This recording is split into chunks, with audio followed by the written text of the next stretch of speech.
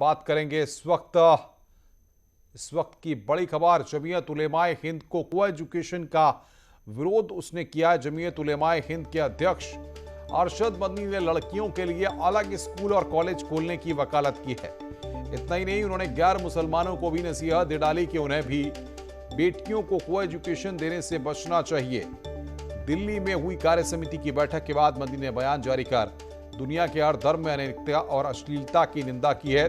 वहीं उनके इस दकियानूसी वाले बयान की वीएचपी ने कड़ी निंदा की है। वीएचपी ने कहा कि मदनी के इस बयान से उनकी गैर मुसलमानों, महिलाओं और बच्चियों के प्रति अमानवीय सोच खुलकर सामने आ गई है। लड़कों और लड़कियों को एक साथ नहीं पढ़ाए जाने की वकालत के बाद इस पर महिला संगठनों की भी तीखी प्रतिक्रिया सामने आ रही है।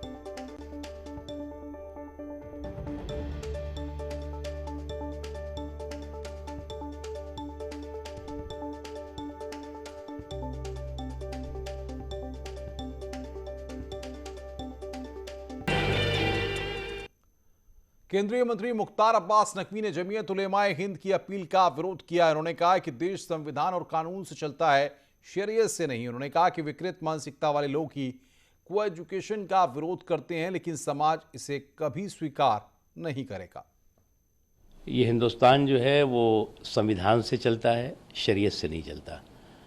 और जो लोग शरीयत के डंडे को चला करके संविधान की मूल भावना पर हमला करने की कोशिश करते हैं, वो कभी सफल नहीं होंगे।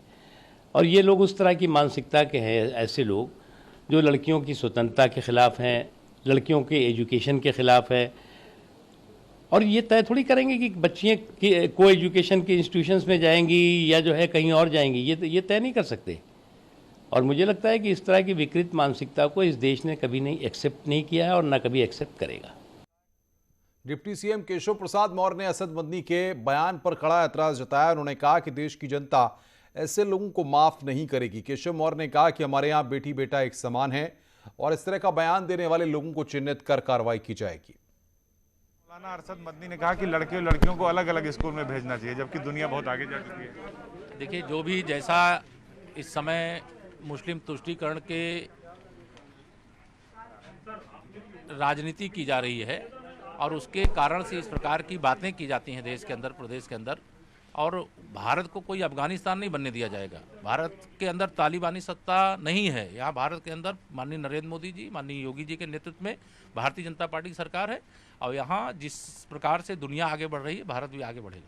सर, सानिया मिर्जा जैसे बहुत सारे खिलाड़ी हैं, ये बार बार कहते हैं कि चूंकि कहा जाता है यहाँ बेटी और बेटे में कोई अंतर नहीं, लेकिन ये कहते हैं कि अलग अलग भेजिए। बेटी बेटी एक समान, हिंदू हो या मुसलमान, ये हमारा नारा है। बाकी जो कहते हैं उनको कहने दीजिए। कार्रवाई होगी सर ऐसे लोगों पर? निश्चित तौर से कार्रवाई होगी। जो समाज में इस प्रकार का विष घोलने का प्रयास करेगा उसके खिलाफ कार्रवाई।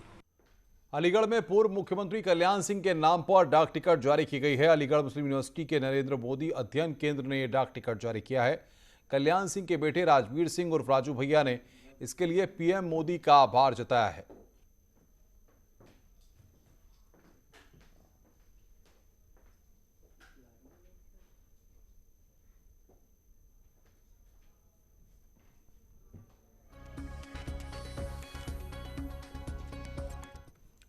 जन्माष्टमी के मौके पर रुद्रपुर के पुलिसकर्मियों द्वारा हर्ष फायरिंग का एक वीडियो सोशल मीडिया पर सर्कुलेट हो रहा है।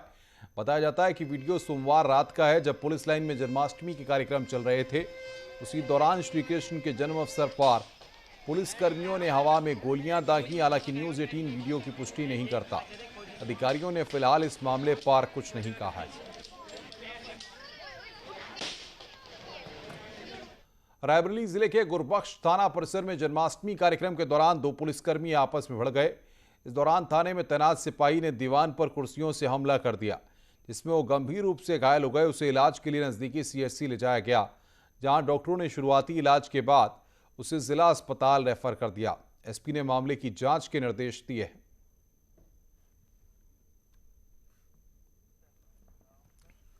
कानपुर से हैरान करने वाली तस्वीरें सामने आई हैं। राम सिंह नाम के शख्स ने सड़क पर गाड़ी के बोनट पर केक काटकर अपना बर्थडे मनाया। वायरल वीडियो में दिख रहा है कि केक काटने के दौरान राम सिंह का मित्र अविनाश ठाकुर पिस्टल से फायरिंग कर रहा है।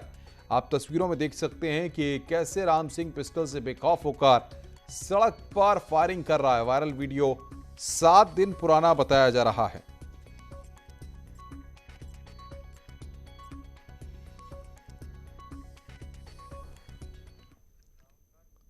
इस बुलेटिन में फिलहाल इतना ही। नमस्कार।